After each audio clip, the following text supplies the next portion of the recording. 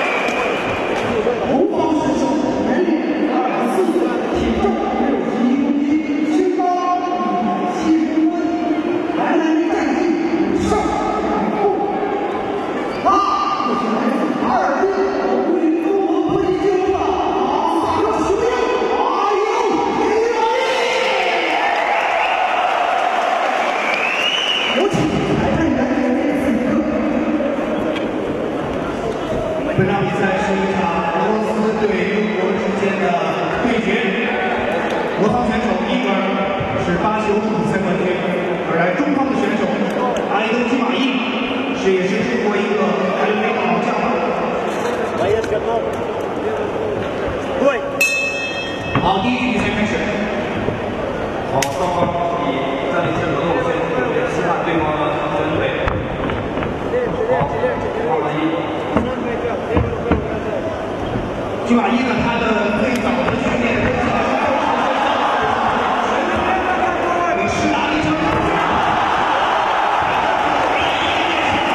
在铲球方面，一个就是巴西的中国一个一个人这个选手，身手也不错，在基马伊强大的压力下，把一个站起来，双方又回到了这样一个比赛姿势，双方目标积极主动的试探，节奏的测量，心理的把握。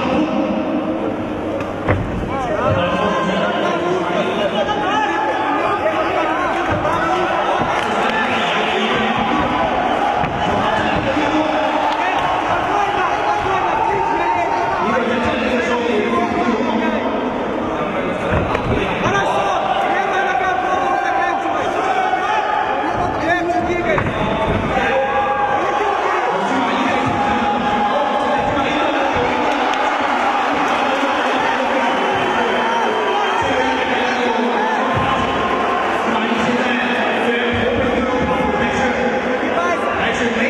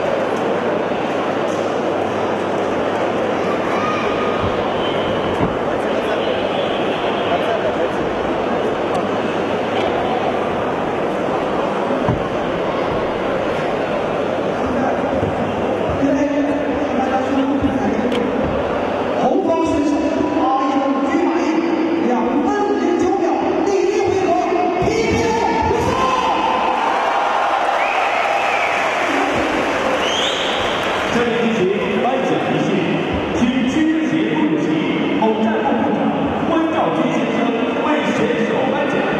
请杜马50年子先生为选手颁奖。